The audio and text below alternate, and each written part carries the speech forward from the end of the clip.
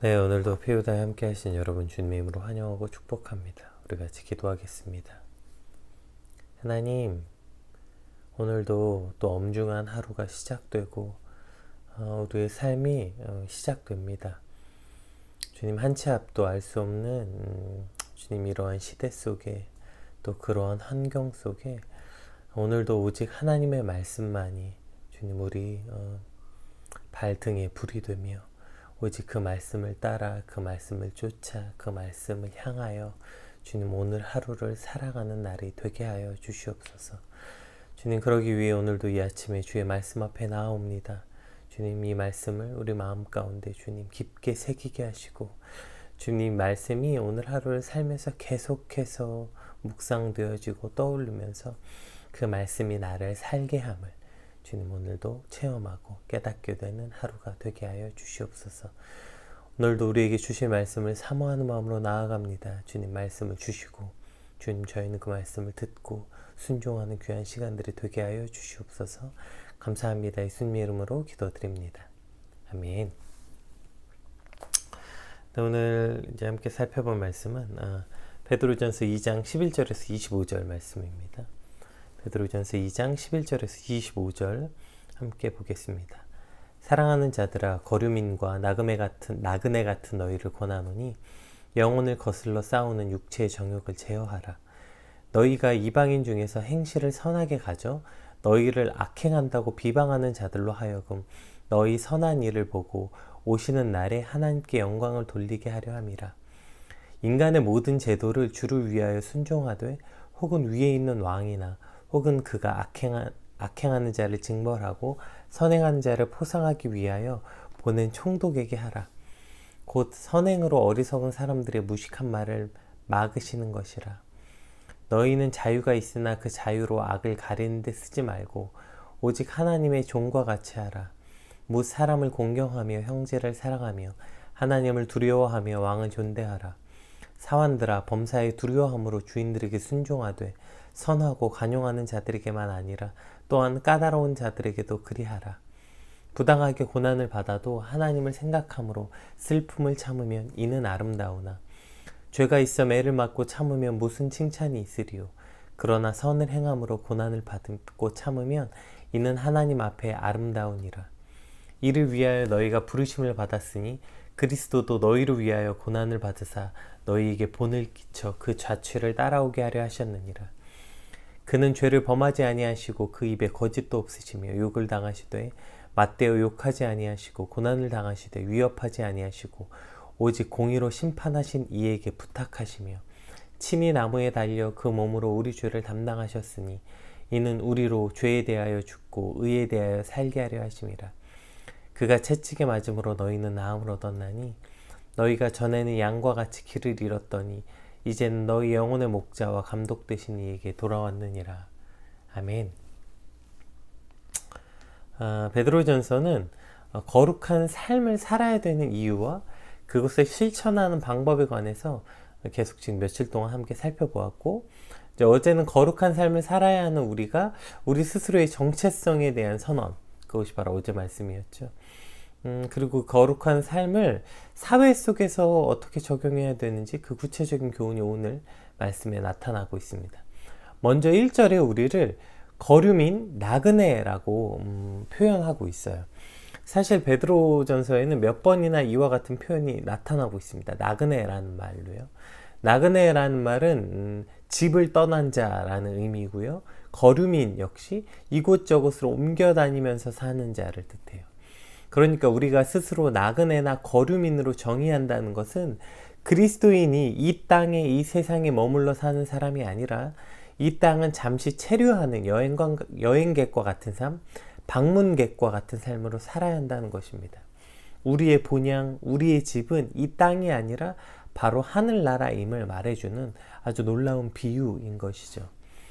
따라서 우리가 지향해야 할 것은 이 땅에서 무엇을 입고 먹고 어디서 살고 이런 것이 아니라 하늘나라에 있다는 것입니다. 3년 전에 저희가 PK들과 캄보디아에 다녀왔을 때 기억이 나는데요. 캄보디아 화폐가 리엘이라는 화폐예요. 근데 그게 1달러에 4,200리엘이에요. 그러니까 1달러를 교환하면 리엘로 아주 여러 장의 아주 많은 돈을 갖고 있어야 돼. 그 돈의 양이 어마어마하게 많고, 또 한국에서는 이게 환전이 안 돼요. 그러니까 이것을 한국에 가져와 봐야 부피는 너무 크고 가치도 없고 환전도 안 되고, 그러니까 그때 환전했던 리엘을 막 어떻게든 거기서 다 쓰려고 막 기를 썼던 기억들이 나요. 이 땅에서 나그네로 살아간다는 것은 그런 것 같아요. 천국에서는 환전이 안 돼요. 여기서 아무리 죽어라 모으고 더 가지려고 애써봐야 천국에서는 아예 가치가 다르다고요. 환전이 안 된다고요. 우리의 가치는 이 땅에서가 아니라 하늘나라에 있기 때문에 세상과 다르게 살 수밖에 없고, 이 세상의 가치를 따라 살아가는 것이 아니라 하늘나라의 가치를 따라 살게 된다는 것입니다. 오늘 우리의 삶 가운데 헛된 욕심과 욕망들이 우리 안에 일어날 때, 내가 누구인지 어제 살펴보았죠. 내가 누구라고 했어요. 우리 왕같은 제사장, 거룩한 백성 등등. 그것이 우리의 정체성이고, 오늘 본문은 우리의 정체성, 우리가 이 땅을 살아가는 또 다른 정체성은 바로 나그네로 사는 것이 내 정체성이라고 말하는 것입니다. 우리가 내가 나그네지, 내가 이 땅에 나그네로 살고 있는 거지 라고 다짐하게 될 때, 이 땅에 대한 헛된 욕심과 욕망이 아니라 이 땅을 합당한 모습으로 살아갈 수 있게 되는 것입니다. 그래서 그에 합당한 삶, 그것을 오늘 1절에서는 육체의 정욕을 제어하라 이렇게 말하고 있습니다. 여기서 육체의 정욕이라는 건 하나님으로 만족하지 못하고 세속적인 욕망이나 욕구로 채우려는 것, 그것을 바로 육체의 정욕이라고 표현하고 있는데요. 그러니까 오늘 본문은 그것이 우리 안에 날마다 싸운다고 표현되어 있어요. 우리가 성령으로 거듭나고 새 생명을 받은 그리스도인이라도 우리 안에 내면에는 이와 같은 치열한 영적인 싸움이 매일매일 있는 거예요. 즉 영적인 하나님으로 만족하고 하나님만으로 살길 위해 하는 마음과 하나님만으로 만족하지 못하고 세속적인 욕망과 욕구로 채우려는 육체의 정욕, 이것이 우리 안에 싸우고 있다고 이미 사도 바울도 여러 번 얘기했죠. 이 영적인 싸움이 우리 안에서 날마다 일어날 때 기억하는 거예요. 내가 누구지? 내가 나그네이지. 이 땅에서 나는 나그네로 사는 거지. 이것을 기억하게 될 때 그에 합당한 삶의 방식이 우리의 육체의 정욕을 제어하게 된다는 것입니다. 더 좋은 것 입고, 더 좋은 것 먹고, 더 좋은 데서 타고, 더 많이 가지고, 더 유명해지고. 그래서 뭐 할 거냐고요. 이 땅에서 그렇게 쌓고, 그렇게 더 많이 갖고, 더 유명해져서 뭐 할 건데요. 하나님이 부르시면 저희는 그냥 가는 거예요. 이 땅에 거 다 놓고 가는 겁니다. 우리가 마치 여행에서 마지막 돌아오는 날 어떻게든 짐을 더 줄이고 캐리어를 더 가볍게 하고 가치 없는 것들을 거기에 다 두고 와야 되는 것처럼, 우리가 이 땅에서 그러한 육체의 욕망을 따라 살지 않는 것은 내가 이 땅에서 거류민이지, 내가 이 땅에서 나그네지 라고 기억하고 살아갈 때 그래서 우리는 이 땅의 것들을 더 버리고 놓게 되는 거예요. 오히려 야고보서에서는 우리가 이 땅에서 쌓게 되는 그 쌓은 금과 은의 녹이 나는 것, 그것이 우리가 하늘나라에 갔을 때 심판의 증거가 된다고 얘기하는 거. 오히려 그것이 우리가 심판받을 증거가 된다고요. 많이 가져가면 가져갈수록, 더 많이 쌓아두면 쌓아둘수록 그것이 우리가 심판받을 증거가 된다, 이렇게 말씀하고 있습니다. 오늘 육체 정욕을 제어하는 것, 그것이 나그네와 같은 삶을 살아가야 되는 것임을 기억하고, 오늘 저 여러분의 삶이 이와 같은 나그네와 같은 삶이 되시길 주님의 이름으로 축복합니다. 12절에서 18절 말씀은 우리의 선한 행실로 각 사회 제도와 권위자들에게 순복하라 이렇게 권하는 말씀인데요. 그럼 12절에서 14절까지 한번 같이 읽어볼까요? 너희가 이방인 중에서 행실을 선하게 가져 너희를 악행한다고 비방하는 자들로 하여금 너희의 선한 일을 보고 오시는 날에 하나님께 영광을 돌리게 하려 함이라. 인간의 모든 제도를 주를 위하여 순종하되 혹은 위에 있는 왕이나 혹은 그가 악행하는 자를 징벌하고 선행한 자를 포상하기 위해 보낸 총독에게 하라. 이렇게 표현되고 있어요. 그러니까 인간의 모든 제도를 주를 위해 순종하고 왕이나 각 식민지에 파송된 총독이 이제 그 식민지를 질서 있게 다스리는 것. 그래서 악행하는 자들을 심판하고 선을 행하는 자들에게 포상하기 위한 이 사회 질서를 가지고 있는 그들에게 순종하라는 거예요. 그러니까 권위를 갖게 되는 위정자들의 임무는 사회 질서를 유지하는 목적을 가지고 있는데 그것이 바로 하나님의 질서 아래에 있다는 거예요. 하나님의 권위 아래에 있다는 거예요. 그래서 세상의 권위자들에게 순종하라 이렇게 말씀하고 있습니다. 문제는 물론 그 위정자들이 잘못된 권위를 사용하는 이 부분에 관한 문제가 있겠죠. 그럼에도 불구하고 위정자들이 혹 하나님께로부터 부여받은 권위를 잘못 사용할지라도 성경은 기본적으로 그럼에도 순종하라고 말합니다. 왜냐하면 그 책임과 원수 갚는 것이 바로 하나님께 있다는 것입니다. 그 가장 대표적인 것이 바로 다윗이죠. 다윗이 사울에게 수없이 죽임을 당할 뻔하고 쫓겨다닙니다. 그리고 심지어 다윗은 사울을 죽일 수 있는 힘도 있었고 사울을 죽일 수 있는 환경에 놓여진 적도 있었습니다. 그럼에도 불구하고 다윗은 절대로 사울을 죽이지 않아요. 오히려 나중에 사울을 죽인 이방 청년을 만나게 됩니다. 그리고 그 이방 청년이 다윗에게 찾아와서 당신을 그렇게 괴롭히던 사울을 제가 죽였습니다 라고 말할 때 뭐라고 말하죠? 다윗이 이렇게 말합니다. 오히려 그래 네가 내 원수를 갚아줬구나 좋구나 라고 말하지 않고 하나님이 세운 기름받은 자를 죽이는 것을 왜 두려워하지 아니했냐고 책망하고 그를 죽이라고 말합니다. 그리고 내 피가 내 머리로 돌아갈지어다 내 입이 내게 대하여 증언하기를 내가 여호와의 기름 부음 받은 자를 죽였노라 함이라 하였더라 이렇게 말합니다. 그러니까 오히려 다윗의 원수를 갚은 그 청년을 칭찬하는 것이 아니라 감히 하나님의 기름 부은 자를 네가 죽였기 때문에 그 피가 내 머리로 돌아가는 것이다. 그래서 너도 죽게 되는 것이다. 이렇게 말하는 것이죠. 그러니까 이 땅에 모든 만물이 하나님 손에 있고 하나님의 주권이 있음을 믿기 때문입니다. 따라서 모든 권세자들과 위정자들이 그들이 혹 타락하고 불의를 행한다 하더라도 우리가 그것을 견디고 순종해야 되는 것은 그것이 바로 하나님께로부터 부여받았고 하나님의 질서와 하나님의 권위를 인정하기 때문입니다.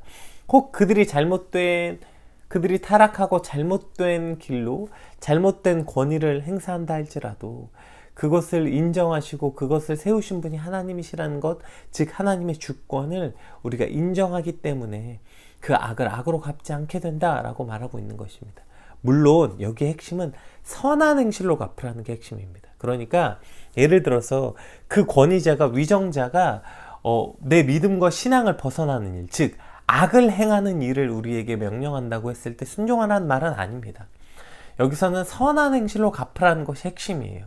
다만 그 위정자들의 생각과 제도가 때로는 우리 마음에 안 들고 오늘 본문에 너희를 비방하고 박해하려 하더라도 선한 행실, 그러니까 행실을 선하게 함으로 너희를 비방했던 자들이 너희의 선한 행실을 보고 하나님께 영광을 돌리게 하려 함이라 그 목적이 분명한 거예요. 그러니까 이 말을 보면서 그러면 그 위정자들이 우리에게 막 악한 일을 시켜도 해야 됩니까? 라고 질문하는 것은 좀 어리석은 질문입니다. 그것은 그냥 그 위정자들을 순종하고 싶지 않다라는 그냥 그 반발심, 유치한 마음에서 나온 질문일 뿐이고요. 우리 안에 여기서 선한 행실로 갚으라는 것이 핵심이라는 것입니다. 15절에는 하나님의 의도와 명령이 더 명확합니다. 뭐라고 사실 다른 말을 할 수 없을 만큼 명확하죠. 읽어볼게요. 곧 선행으로 어리석은 사람들의 무식한 말을 막으시는 것이라. 다시 한번 읽어볼게요. 곧 선행으로 어리석은 사람들의 무식한 말을 막으시는 것이라 이렇게 설명하고 있는 것입니다. 그러니까 여기서 그 선행으로, 그러니까 선을 행함으로 어리석은 사람들의 무식한 말을 막으라는 거예요. 간결해요. 무식한 말, 너희를 비방하고 오해하고 오늘도 교회가 어쩌고 저쩌고 그리스도인들은 다 어쩌고 저쩌고 어리석은 사람들의 무식한 말을 뭘로 막는 거냐면 그것을 해명하고 싸우고 어쩌고 저쩌고 해서 막는 게 아니라 선한 행실로 막으라고 말씀하고 계시는 거예요. 그러니까 그 어리석은 사람들의 그 교회를 비방하고 오해하고 어쩌고 저쩌고 하는 그 모든 말들, 그 어리석은 자들의 무식한 말을 막는 것은 우리의 곧 선한 행실로 그것이 막게 된다. 이렇게 설명하고 있는 것입니다. 우리 16절에서 17절, 18절 같이 한번 읽어보겠습니다. 너희는 자유가 있으나 그 자유로 악을 가리는 데 쓰지 말고 오직 하나님의 종과 같이 하라. 뭇 사람을 공경하며 형제를 사랑하며 하나님을 두려워하며 왕을 존대하라. 사원들아 범사에 두려워함으로 주인들의 순종하되 선하고 관용하는 자들에게만이 아니라 또한 까다로운 자들에게도 그리하라. 이렇게 말씀하고 계십니다. 그러니까 16절 이하에는 자유가 우리에게 분명히 있대요. 자유가 분명히 있죠. 그런 오해와 박해 속에도 우리도 분노할 수 있고요. 우리도 물리적인 힘을 사용해서 대항할 수 있는 행동할 자유가 있다고요. 그러나 우리는 그 자유가 있지만 자유를 쓰지 않고 마치 스스로 종과 같이 되어서 사람들을 공경하고 사랑하라고 말씀하십니다. 그런데 우리가 사람을 공경하고 사랑하는 것이 우리에게 호의적인 사람들에게만 하는 것이 아니라 까다로운 자들에게도 그렇게 하래요. 여기서 까다로운 자들을 원어를 살펴보니까 이러한 뜻입니다. 까다로운 자들은 삐뚤어진, 공정치 못한, 심술궂은 이런 뜻이에요. 그러니까 너희에게 자유가 있고 분노할 수도 있고 너희도 물리적인 힘으로 대항할 수도 있지만 너희가 오히려 그 자유를 쓰지 않고 오히려 종과 같이 되어서 그 사람을 공경하고 사랑하는데 어떤 사람을 사랑하고 공경하냐면 너희에게 호의적인 사람, 너희에게 호의를 베푸는 사람에게 뿐 아니라 그냥 이렇게 뱀에 꼬인 사람, 삐뚤어져서 너희를 그렇게 대하는 사람, 그리고 공정치 못하게 대하는 사람, 심술궂은 사람에게까지 너희가 그들을 공경하고 사랑하라. 이렇게 명령하시는 것입니다. 오늘 사실 말씀은 우리에게 매우 특별한 의미가 있는 것 같아요. 교회 다닌다고 말하는 게 부끄럽고 창피해지는 이 시대에게 우리에게 주시는 놀라운 말씀이죠. 물론 때로 세상이 교회에 편파적이고 어떤 매스컴을 보고 있으면 의도적으로 정말 교회를 그리스도인들을 정말 쓰레기같이 표현할 때가 많아요. 정말 이기적이고 자기밖에 모르는 집단, 타락하고 그냥 돈에 환장한 집단. 사실 지금 코로나의 확산의 주범을 교회와 그 교회의 부석시설로 사실 대부분의 매스컴들이 규정하고 있습니다. 모든 원망을 그래서 교회와 기독교인들에게 전가하는 모습을 보게 돼요. 아마 코로나가 잠잠해지긴 어려우니까 당분간, 그러니까 아마 이런 사회적 분위기는 계속될 거고요. 오늘도 아마 코로나 인원이 아주 어마어마하게 많이 늘어난다고 이미 어제 저녁에 발표가 됐어요. 그러니까 아마 이런 사회적 분위기는 계속될 겁니다. 사실 코로나가 끝나도 세상에 그리스도인들을 미워하고 박해할 것은 구약에서부터 신약에 이르기까지 계속 예언되어진 말씀이잖아요. 당연히 그 말씀은 성취되는 것이라면 아마 코로나랑 상관없이 교회를 향한 이러한 핍박과 오해, 그리스도인들을 향한 이러한 오해와 핍박은 아마 계속될 것입니다. 문제는 그러면 그럴 때마다 우리가 어떻게 할 거냐는 거예요. 우리가 힘을 합쳐서 싸우고 대항해서 이 문제를 해결해야 할까요? 정말 어떨 때는 진짜 너무 열받고 답답하죠. 대한민국에 기독교인이 몇 명인데 진짜 우리가 다 하나로 뭉치면 와, 저들이 저렇게 우리를 쉽게 저렇게 막대하지 못할 텐데 진짜 우리도 하나로 다 뭉치면 우리도 우리의 가진 힘이 꽤나 막강할 텐데 이러한 생각 들 수 있죠. 또 대한민국이 여기까지 오는 데까지 교회가 얼마나 지대한 역할을 했습니까? 이 땅에 얼마나 많은 선교사님들 통해서 이 개혁 문물이 들어왔고 지금도 사실 교회가 얼마나 여러 역할들을 하고 있습니까? 그러한 말이 생각나고 답답하고 가서 정말 이렇게 말해주고 싶고 오해를 풀어주고 싶어요. 그런데 오늘 본문은 우리에게 이렇게 말씀하시는 겁니다. 12절에 이미 이렇게 시작했죠. 12절에 뭐라고 나옵니까? 너희가 이방인 중에서 행실을 선하게 가져 너희를 악행한다고 비방하던 자들로 하여금 너희의 선한 일을 보고 오시는 날에 하나님께 영광을 돌리게 하려 함이라. 15절엔 곧 선행으로 어리석은 사람들의 무식한 말을 막으시는 것이라. 아멘. 오늘 베드로전서는 이러라는 것입니다. 우리에게 이렇게 행하라고 말하는 것입니다. 그러한 무식한 말로 싸우는 것이 아니라 그러한 무식한 말과 어리석은 말 속에서 그러한 오해 속에서 우리의 물리적인 힘이나 우리가 가진 힘을 우리도 한번 보여주자. 교회가 가진 힘을 보여주자. 그리스도인들이 진짜 일치해서 대동단결해서 우리가 가진 힘을 세상에 보여주자. 이러한 투쟁이 아니라 가서 사람들 붙잡고 맨날 교회는 그렇지 않습니다 여러분, 교회는 그런 곳이 아닙니다 여러분, 말로 그냥 설교 시간에 그렇게 떠드는 것이 아니라 뭘 하라고 말하는 것입니까? 선행을 하라는 거래요. 너는 말로 할래? 오케이. 그럼 나는 삶으로 보여줄게. 여러분, 이것이 그리스도인의 삶이라는 거예요. 오케이. 너희는 말로 우리를 비방할래? 오케이. 그럼 나는 선한 행실로 너희에게 보여줄게. 이렇게 살라는 것입니다. 특별히 오늘도 직장에서, 학교에서, 안 믿는 가정에서 살아갈 때 이러한 오해와 비방은 더 심해질 거 아닙니까? 아마 계속해서 말할 것입니다. 너 또 교회 갔니? 너 교회 갈래? 교회 간다는 것 자체가 마치 악을 행하는 것처럼 느껴지는 그런 오해와 비방 속에서 그것이 실체가 아니고 그것이 진짜가 아닐지라도 우리는 기억해야 됩니다. 그때마다 그 억울함과 답답한 마음으로 싸우고 우리를 해명하는 것이 아니라 우리는 그 삶 가운데서 그 억울함 속에서 그 압박 속에서 그 박해 속에서 날마다 선포해야 되는 것입니다. 선행으로 어리석은 사람들의 무식한 말을 막으시는 것이라. 선행으로 어리석은 사람들의 무식한 말을 막으시는 것이라. 하나님, 오늘 나의 선한 행실로 어리석고 무식한 말을 막는 것, 주님, 그것이 오늘 나의 삶이 되게 하여 주시옵소서. 간절히 기도하고 간구하는 저와 여러분의 삶이 되시길 주님으로 축복합니다. 우리 19절에서 25절 말씀 한번 살펴볼게요. 19절에서 25절.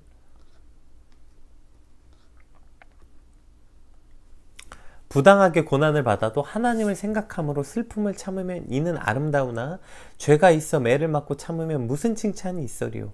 그러나 선을 행함으로 고난을 받으면 이는 하나님 앞에 아름다우니라. 이를 위하여 너희가 부르심을 받았으니 그리스도도 너희를 위하여 고난을 받으사 너희에게 본을 끼쳐 그 자취를 따라오게 하려 하셨느니라.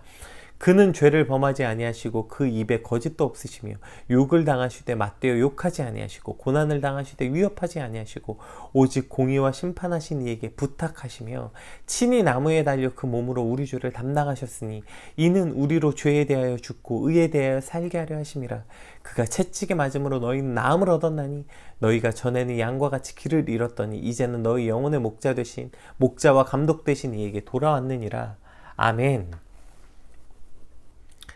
우리가 이제 19절에서 설명하고 있는 거 25절까지 왜 우리가 그런 고난을 감수해야 되는지 구체적인 당위성에 대해서 말합니다. 첫 번째로는 우리가 선을 행함으로 고난을 받는 것이 하나님 보시기에 아름다운 것이 된다고 말하는 것입니다. 제가 오늘 본문을 아름다운 고난이라고 줬죠. 그러니까 그 아름다운 일, 선을 행하여 하나님을 위해서 참는 것, 그 고난을 참는 것, 이것이 아름다운 일, 그 일을 위해서 우리가 부름을 받았고 그 모범으로 지금 예수 그리스도를 보여주시는 거예요. 그러니까 예수님이 그분이 예수님이 우리의 본이 되신다 이렇게 설명하고 있죠. 그는 뭐라고 얘기하니? 그리스도도 너희를 위하여 고난을 받아서 우리에게 본을 끼쳐 우리에게 그 자취를 따라오게 하려 하신다. 그러니까 예수님께서 우리를 위해서 고난 받으셨는데 그분이 우리에게 본이 돼서 그분의 자취를 따라오라. 예수님을 따라오라는 거예요. 여러분, 제자가 뭡니까? 그리스도인이라는 게 뭡니까? 그리스도인은 예수님을 믿는 믿음을 가진 사람이란 뜻 외에도 그리스도인, 예수님을 따라 사는 자들, 예수님을 따라 사는 사람들이란 뜻입니다. 그럼 예수님 어떻게 살았냐면 그는 죄를 범하지 아니하시고 그 입에 거짓도 없으셨는데 욕을 당하셨지만 맞대어 욕하지 않으셨고요. 고난을 당하셨지만 힘이 있으셔서 위협하지 않으셨고요. 내가 고난을 당했다 그것을 악으로 갚는 게 아니라 오히려 심판하시는 이에게 부탁하시며 즉 하나님 손에 맡겨드렸으며 친히 나무에 달려 그 몸으로 우리의 죄를 담당하셨으니 아무도 이는 우리로 죄에 대하여 죽고 의에 대해서 살게 하려 하심이 있고 그가 고통당함으로 그가 채찍이 맞음으로 우리가 나음을 얻었다. 이렇게 말씀하고 계시는 것입니다. 그러니까 이것이 우리의 삶의 모본으로 제시되어 있습니다. 너희도 이 예수 그리스도의 억울한 고통과 죄 없으신 분의 매맞고 찢기심으로 너희가 나음을 입었기 때문에 오늘 그분의 감독 아래 우리가 살 수 있고 그 은혜와 감격을 누리는 것을 정말 믿는다면 우리가 받는 그 고난 역시 이걸 이제 개역 한글에서 애매한 고난이라고 말했는데 되게 유명한 말씀이죠. 우리가 애매히 고난을 당할 때 오늘 본문에서 이걸 부당한 고난이라고 표현하고 있는데요. 그러니까 우리의 이 부당한 고난 역시 기쁘게 받을 수 있지 않겠냐고 말씀하시는 거예요. 오늘 그리스도인으로 살아간다는 것은 이렇게 부당하게 당하는 고난 앞에 놓여질 수밖에 없고 그것을 참고 받는 것 또한 우리의 사명이라는 것입니다. 이 부당한 고난을 어떻게든 안 당하겠다고 싸우고 대항하고 피하고 세상에 소리치는 것이 아니라 먼저 이 세상에서 가장 부당한 고통을 당하신 예수 그리스도를 기억하시는 거예요. 그분이 어떻게 그 부당한 고난을 당하셨습니까? 그 부당한 고난을 당하시고 너희도 내 발자취를 따라오라고 오늘 본문은 말하고 있는 거예요. 그 발자취가 뭐였어요? 그 부당한 고난 때문에 내가 살아있다고요. 예수 그리스도의 그 채찍에 맞음과 그분이 찢기심을 당하심으로 오늘 내가 살아있음을 기억하게 될 때 내가 당하는 이 부당한 고난, 이 애매한 고난이 억울하지 않게 되는 것입니다. 또 그 부당한 고난을 당할 때 하나님을 기억함으로 참게 되는 것, 그것이 아름답다고 오늘 본문이 얘기하고 계신데요. 우리 아름다운 것이 되고 그 아름다움을 세상에 선포하기 위해서 우리가 이 땅에 부르심을 받았다고 오늘 본문을 말씀해 주고 계시는 것입니다. 잘 기억해 봅시다. 나의 영화로움, 나의 영광스러움, 나의 부요함, 나의 유명함으로 하나님께 영광을 돌리는 것이 아니라 오늘 우리가 당하는 그 부당한 고통, 애매한 고통, 그 고난 속에서 하나님을 생각하고 견딜 때, 오히려 그것을 선으로 갚을 때 그러한 저와 여러분의 삶을 통해서 하나님의 아름다우심이 이 세상에 선포된다. 이렇게 오늘 베드로전서는 말하고 있는 것입니다. 오늘 이 아침에 말씀 앞으로 나온 여러분, 오늘 본문이 오늘을 살아가는 우리에게 참 정말 유의미한 말씀일 수밖에 없는 것 같습니다. 오늘도 여러분, 우리는 이 애매한 고난, 이 부당한 고난 앞에 놓여질 수밖에 없습니다. 때로 억울하고요, 때로 답답하고요. 진짜 아닌데, 정말 교회가 그런 곳이 아닌데, 예수 믿는다는 건 그런 것이 아닌데, 예수 믿는다는 건 이렇게 맨날 찌질하고 이런 게 아닌데, 답답하지만, 그리고 억울하고 모함을 당하지만, 그러나 그 악을 악으로 갚는 것이 아니라 다시 한번 오늘 말씀을 통해 우리의 삶이 선행으로 어리석은 사람들의 무식한 말을 막고, 그리고 그것을 견딜 때에 우리의 삶이 하나님께 아름다움이 된다고 말씀하십니다. 그러면 우리의 부요함으로, 우리의 높아짐으로 하나님의 영광을 세상에 선포하는 게 아니라 그 고난을 선으로 갚을 때, 그 고난을 참고 견딜 때에 그 우리의 삶을 통해서 그 아름다우심이 세상에 선포되는 것입니다. 오늘 이와 같은 삶이 저와 여러분의 삶이 되시길 주님의 이름으로 축복합니다. 다시 한번 우리의 선으로 어리석은 사람들의 무식한 말을 막고 우리의 고난을 참고 견딤이 하나님의 아름다움이 되는 그러한 삶이 되는 저와 여러분이 되시길 주님의 이름으로 축복합니다. 오늘 받은 말씀 붙잡고 하나님, 오늘 이와 같은 삶을 살게 하여 주시옵소서. 특별히 더 박해와 고난을 당할 수밖에 없는 이 시대적 배경 속에서 주님 오늘 말씀을 붙잡고 살길 소망합니다. 우리 받은 말씀 놓고 함께 같이 기도하겠습니다.